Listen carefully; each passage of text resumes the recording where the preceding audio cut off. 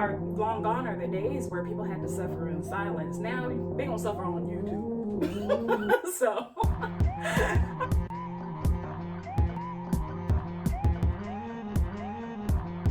and they dropped some major shade. They dropped some major shade on the royal family. So it's been getting a lot of buzz. All right, cause you never be royal. That's what we're talking about today. Angel with unBasic Black here, coming to you with another unBasic conversation.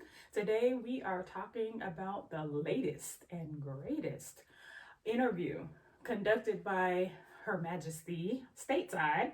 Miss Oprah Winfrey did an interview recently with Meghan Markle and former Prince Harry, and they dropped some major shade. They dropped some major shade on the royal family. So it's been getting a lot of buzz. All right, so when we talk about throwing shade, what do we mean? Here's a definition of what shade means, what it means to throw shade. And speaking of throwing shade, that interview contained a lot of it. There were some moments that we kind of figured, but then there were other moments that were like, dang, it's unbelievable that in this day and age that these type of things are still happening. So one of the big ones was that during the interview, Meghan said that she didn't really know what she was getting into, and as a result of it, suffered depression, had thoughts of suicide, which is very serious. And she just didn't realize the extent of it. Now, for people who follow the royal family, who follow things related to the royal family, if you've ever lived in the UK or if you are from the UK, you know how big this is. I think the rest of the world knew, so I don't know why she didn't know when she was the one marrying into this chaos, for lack of better words. But at the same time, I think a lot of time people overestimate their own ability and underestimate how truly cruel the media can be, how unfeeling and uncaring the media can be. A lot of people have been making references to the late Princess Diana and the things that she had to endure as a result of being a part of the royal family. And here we are all of these years later, and now her son is facing a lot of the same thing, which is a shame. I don't want to speak for, their mother or, speak for them. But as a mother myself, I know that I would never want my child to experience any type of pain. And knowing that they're experiencing a very similar pain that I myself had gone through, I know that that would hurt me deeply. So my heart goes out to that family for sure. Another one was, about not having freedom or not being able to say and do certain things. That is kind of stuff that we figured, I did anyway. I kind of figured that once you join the royal family, they're going to be like, shut up. Don't talk about our business, because there's so much. Just kind of like being the president. Once you become the president, you're privy to all of these secrets, and it's like you can't just go telling people and talking about these things. So I figured that there would be some protocols that had to be followed, but I think maybe she underestimated exactly how intense it would be. So I feel for her on that.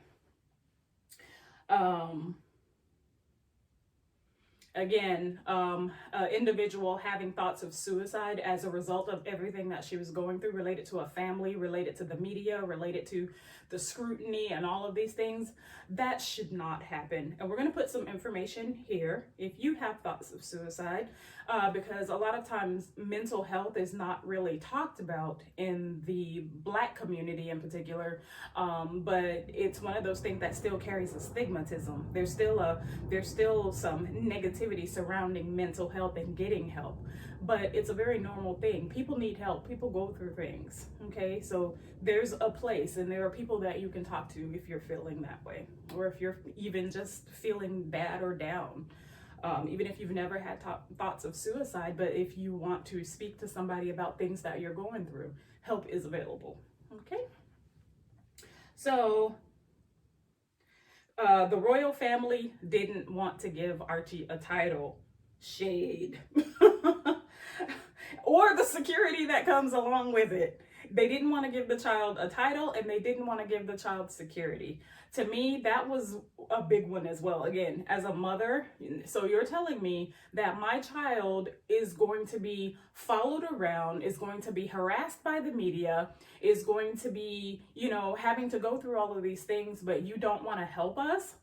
You don't want to help protect your own family member, your flesh and blood? That's bad. That's pretty bad, and it's ridiculous. And and them not, for me, I think about my own family, and I'm gonna throw a little shade on my own family. We're not all that close, but I do love my family, and I know that even though we don't see each other often, or we don't talk to each other often, there's still a level of knowing that this is your family, that this is blood, right? But at the same time, we live all over the world, and we're able to do that because we're not a close-knit family. But thinking about people criticizing Meghan and Harry for moving all the way across the pond, when you have a family who doesn't even want to provide basic security for your child, why would you stick around? Why would you stay around that family when there's nothing to hold you there? So things between Harry and his family are tense. No beep, no crap, right? Because think about everything that we've talked about so far. If you have a family member, or a bunch of your whole family, that is criticizing your wife, criticizing the color of your child's skin, criticizing, I think things would be a little tense too, right? That seems pretty obvious. And there's just so many things that, and it wasn't all negative. We did get some insights into their kind of daily lives, the little cute things that they do with each other, little nicknames, things they like to eat and different things like that, which I think is great. It's always nice to see the positive sides of a person's life, especially when you see so much negative things splattered across the media. And the media in particular needs to be more responsible. When we put out our content, we're little, we the little man, and we just talk because we like to, not necessarily because we're making any money, because we're not. But we just like to talk, and we like to talk about issues that affect people of color. But we try to be responsible with the stuff that we say and the stuff that we put out. Now, we're not going to pull any punches, and we're not going to hold anything back. We're going to say what's on our minds and what's in our hearts, but we're going to be responsible about it. We want to make sure that after people watch our videos, they go away with a sense that, okay, that was interesting, or that, yeah, I've been thinking about that too. But we also want to be responsible in that we don't ever want to say or do anything that's going to hurt someone, because it's never our intent to hurt people. But the media just doesn't give a bleep. They don't care. They don't care who they hurt, as long as they get that picture, as long as they, are able to put that story out there before anybody else does. And it's always at the expense of somebody else. You can't be like that. And for us out here, I've always said, if we stop watching the news and stop watching these stories, they will change how they do business. We dictate these things, we drive these things, but when we feed into it, that just makes them do it even more. So we have to take some responsibility as well, off that soapbox. But like I said, there was a lot of shade thrown, and I think that now the royal family once again is having to look at themselves. After the death of Princess Diana, there was a lot of reckoning where individuals had to stop and think, what did I do to contribute to this? Had I not been this way, she may not have ever been in that tunnel in Paris, fleeing the paparazzi, right? So I think after this interview, I think the royal family is once again going to have to take a long, hard look at their policies and how they do things, and their place in a modern world, and how they're treating each other. because a lot of people around the world watch them. A lot of people around the world take cues from them. And when you're doing things like that and treating people that way, it emboldens other people. You can't be on the charity to stop, racial intolerance in sports and different things like that if you're the one that's doing it, So, and that's a cryptic message. But that being said, yeah, there was just a lot to unpack in that interview. So if you're interested in watching the interview yourself, there's a lot of information out there about where you can go to watch it. CBS.com, you can stream on the app and different things like that if you want to check out the interview. In a statement issued by Buckingham Palace this past Tuesday, it was a statement issued on behalf of the Queen regarding the bombshell that was dropped, all the shade that was dropped by Meghan Markle and the former Prince Harry. So they mentioned that the statements are going to be taken very seriously. So let me read this to you. The whole family is saddened to learn the full extent of how challenging the last few years have been for Harry and Meghan. The issues raised, particularly that of race, are concerning. While some recollections may vary, they are taken very seriously and will be addressed by the family privately. Harry, Meghan, and Archie will always be much loved family members. So some of the shade that was being thrown around was regarding race and how Meghan had been treated by the royal family as well as the media in the UK. I think a lot of people have been talking about that over the years, especially in regards to Meghan Markle being not only a foreigner from America, but also the fact that she happens to be a woman of color. In particular, I found it interesting that, there was no denial of any of the things that were mentioned in the interview, because I kind of feel like, what could they say to that? It felt very truthful, the interview. It felt very truthful. I did not feel that either one of them, Harry or Meghan, were lying about anything or even stretching the truth about anything. I think they very candidly told what their experiences had been. I think the royal family severely underestimated exactly how much shade was going to be thrown during that interview. I think they were blindsided by that. I don't think they really thought the extent of the damage that could be done. And it didn't seem like that Meghan and Harry held any punches. It seemed like they were very candid. They were very open and honest about everything. If there were things during the interview that they did not want to talk about, they just said, frankly, I won't talk about that. I don't want to talk about that, or that's not something I care to share, or something that, it's not something I care to disclose, which I had mad respect for, because I wish more people would say that instead of trying to tap dance. They try to tap dance around the questions or the issues, but they just flat out said, no, I don't want to answer that. I ain't talking about that, Oprah. Which I thought was cool. And Oprah, doing her thing, ever the journalist that she is, was able to put them at ease, make them feel relaxed, and they were able to have a very candid conversation. She asked some very good questions and things that needed to be answered, for inquiring minds. But one thing that I saw on a lot of the news outlets, in particular in the UK, was regarding the privacy issue. So one of the main reasons that Meghan and Harry wanted to bring Archie to the United States was because of all of the media attention and a lot of the negative media attention that they were receiving in the UK. But the criticism is saying that if they wanted so much privacy, why then are they doing all these interviews in the United States and all of that? Man, they just moved to the block. People want to know who they are. They want to know what's going on there.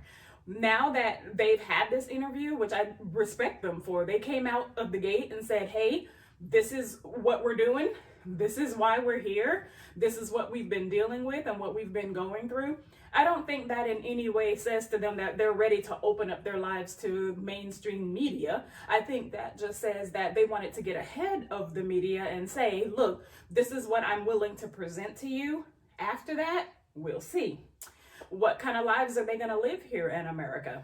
That's entirely up to them. I think people have a tendency to play things out in the media in a way that goes beyond just inquiring minds, or just, you know, the public's the feeling that the public has that they have a right to know. But I think that what they shared with us was enough. I mean, they shared a lot. They shared a lot, probably a lot more than the royal family wanted. You know, that's like the back of the Christmas tree, or, you know, your bad side. You know, don't show that part. So I thought it was pretty interesting that they did the interview. The timing, to me, was impeccable. A lot of the royal news coverage, UK side, said that the timing couldn't be worse. I disagree. But one thing that I did notice is that, okay, now nobody's talking about old Andrew, because now they're all eyes are on Meghan and Harry. Backlash has been pretty negative in the UK because they feel like they were bashing the royal family. Kind of understand that perspective, because it's like airing your dirty laundry in front of strangers. You know, like in America, we can say horrible things about America, but when you go overseas, nobody else can do that. You know, no one else talks bad about America. We can talk about it, but not anybody else. And I think it's a lot of that situation going on for the Brits. Don't talk about our stuff and then take it to America on such a huge platform. Not only was it broadcast on CBS, but you have the most iconic reporter ever covering the story. No matter what Oprah does, it's gonna make media attention. Now you mix in the royals, that's like kaboom. So I think there was a lot of people just with their mouths open when they woke up the next day, because, you know, they're a day ahead, behind, whatever, and with the time difference, you know, they didn't see it until later. So it took a day or two for the royal family to issue their statement as well. And I think that's because the Queen wanted to watch the video for herself and see exactly what was said before issuing a statement, which is smart. You don't want to go off half-cocked and say, oh, no, that's not true. Those are blatant lies. And then you see it and they're like, oh, well. So I commend the fact that nobody tried to deny any of the allegations or any of the claims put forth in the interview. But I am also a little disappointed, because then that leads to the conclusion that what they said must have been true. There must have been some truth to the conversations that took place in regards to the baby's color, like what shade that the baby was going to come out, not giving the child a title as they have with all of the other royal children. I think that's very interesting as well. They bring out some very, very good points, and there is a lot wrong with that situation. There's a lot wrong there. So we're going to be covering it. I think stateside, it's going to die down a lot sooner than it will probably in the UK, just because, you know, that's what it is. You know, we talk about our shenanigans over here, and they don't always reach, you know, the masses out in the greater world. But I think this is going to be one of those times where, you know, it's going to be talked about a little bit, because people want to kind of see, okay, royals, what do you have to say about this that goes beyond this little snippet of statement that you issued? Because there were some pretty serious allegations. 1 and 2, 3, and all of these things are gonna have to be talked about. I think it is an opportunity to open up a greater conversation. I do believe that especially the last year, with everything that's been going on with coronavirus, but also everything that's been going on with race relations around the world, a lot of people are starting to realize that a lot of things that people of color have been saying, have been talking about over the years, are not something that is just made up in our heads. These are things that occur on a day-to-day basis. This is something that we live with, you know, that's ingrained so far into our lives. Because I hear people, you know, back in the day, people used to say, oh, they're playing the race card, they're playing the race card. But you see that that card is right there. It's like right there, live in living color, and you can't get away from it because now you see it too.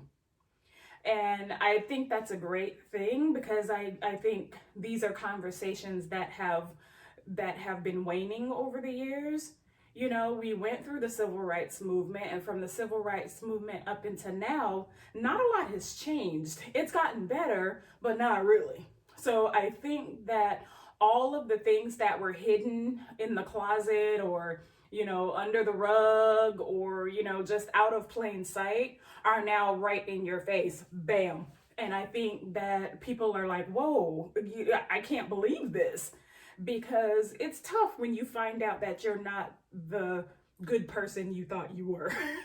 You know what I mean? It's like finding out that there's no Santa Claus, or that, you know, whatever the case may be. And it's like, it's a shock to people who were too blind to see it. That's the way I'll phrase it. It's a shock to people who were too blind to see it. But now that they're able to see it, I say, what are you going to do about it? Because May and I have talked about this before. We don't own racism.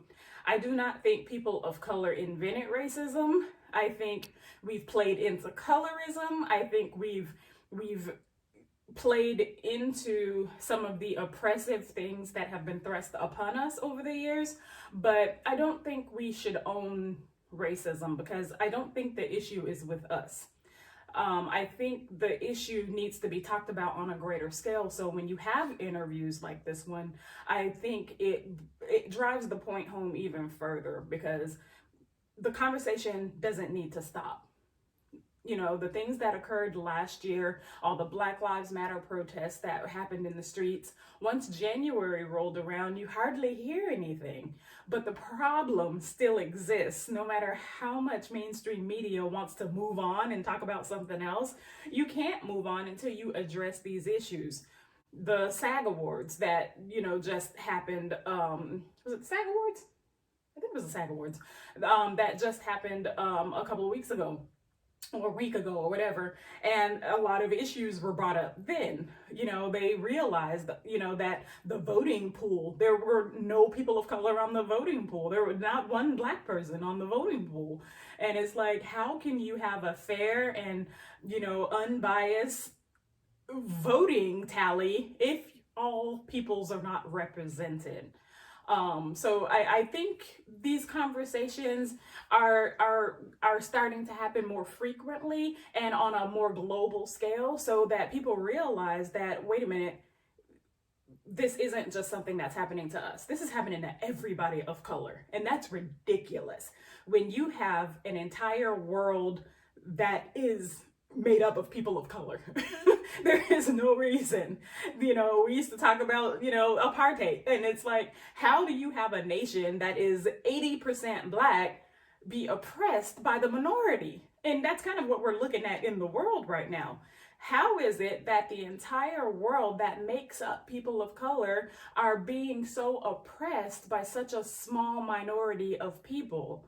We need to come together. Every last single race, every last single, you know, nationality, you know, race, color, creed, we all need to come together, because we're all in this together. And, you know, yes, I'm talking about the royals and their many, many, many scandals, but it has more far-reaching implications, because it's a conversation that happens on a day-to-day basis for many people. And when you realize that that day-to-day includes major celebrities and people who you feel are living the best life, but they're experiencing racism too.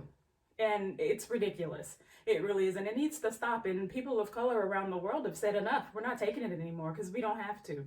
Long gone are the days where people had to suffer in silence. Now they're gonna suffer on YouTube. So, okay, enough of that.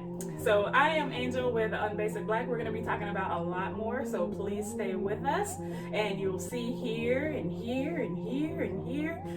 We have many more videos, so please check us out, like, subscribe, and help us grow our channel as well, because we are bringing you all of the content, and we are having those conversations, and we're talking about all the things that you're thinking about.